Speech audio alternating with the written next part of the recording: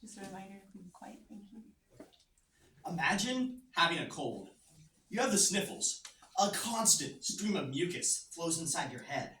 A raw, burning, scratching feeling persists at the back of your throat. You cough, you sneeze, and altogether it is not a fun time. If it were me, mountains of Kleenexes would litter the floor, and I'd be popping cough drops like candy. But that's here in the US. If you lived in Ukraine or Russia, you'd be drinking a cup of raw egg yolk, milk, butter, and sweetener. What if you lived in England? You would be greasing your throat with lard and placing dirty socks around it. I think I'll leave the socks in the hamper. But perhaps the most surprising of the three cold cures is heroin. Heroin was a legal medicine in the United States for 12 years before it was banned. These are just a few items in the long history of strange medical techniques. Hi, I'm Dane Hubert, and this is Why Would You Ever Do That? The most obscure medical techniques in history. Starting off, I'll be going over the eccentricity of ancient medical techniques. Moving on, I will cover how there are some unbelievable medical techniques that have continued even into very recent history. And lastly, I will touch on how there are some obscure medical treatments continuing into this very day and even into the future. Starting off, let's go over some ancient medical techniques. No history of strange medicine would be complete without mentioning trepanning. Trepanning was the process of drilling holes in human skulls in order to release evil spirits from the heads of the mentally ill, or to decrease pressure after a head injury. Trepanation originated in around 6000 BC and lasted all the way until the 1800s. It wasn't all that uncommon either, with 5 to 10% of Neolithic era skulls having been found, exhibiting one or even multiple trepanation holes.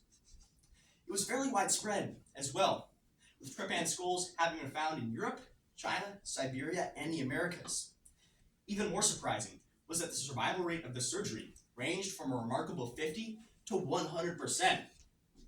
Did you know that the ancient Egyptians used animal dung as a cure-all for multiple different diseases and injuries? It was believed to be able to ward off evil spirits. Donkey, dog, gazelle, and even fly dung were used. And although they caused some minor infections, they may have actually had some antibiotic properties. Next up on the list is medical cannibalism. Medical cannibalism came in many different forms, one of which was the digestion of mumia, or ground up Egyptian mummies. Gross. Mumia was used for many different ailments, including coughs, seizures, paralysis, epilepsy, and liver and spleen disorders. Mumia would be eaten in powdered form, sprinkled on open wounds, or put in tinctures or other drinks. Another form of medical cannibalism was the use of human fat. Fat was used for problems on the outside of the body, including everything from simple aches to open wounds on which a bandage soaked in human fat would be applied. Disgusting, I know. Blood was even used as a drink to help cure blood diseases. It was thought that fresher blood was better for the user, so patients would drink blood from the bodies of recently executed criminals while they were still warm. Maybe we had some vampire doctors in Middle Age Europe. It was thought that using medicines made of body parts would heal the corresponding body parts in patients because they supposedly contained the spirit of that body part, or that by ingesting dead bodies in general, patients would gain strength from the deceased. One example of this was using ground up human skulls to treat head pain.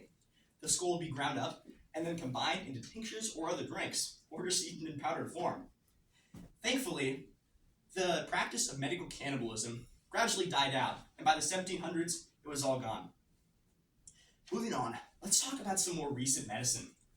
In the 1700s, the process of blowing tobacco smoke up a person's rectum was popular.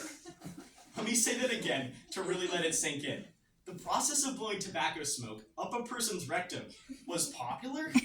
It was called the tobacco smoke enema, and it was first used to save drowning victims in Middle Age England. But as the process gained more popularity, it was soon used for all sorts of disorders, including coughs, cramps, hernias, trouble breathing, and even the common cold. Originally, doctors would blow the smoke in through pipes, but if they accidentally inhaled a large amount of the smoke, it could be lethal to them.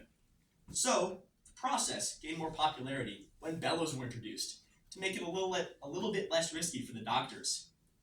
This one you've probably heard of, snake oil. Snake oil originated in China, and it may have originally actually had some healing properties due to the high presence of omega-3 fatty acids.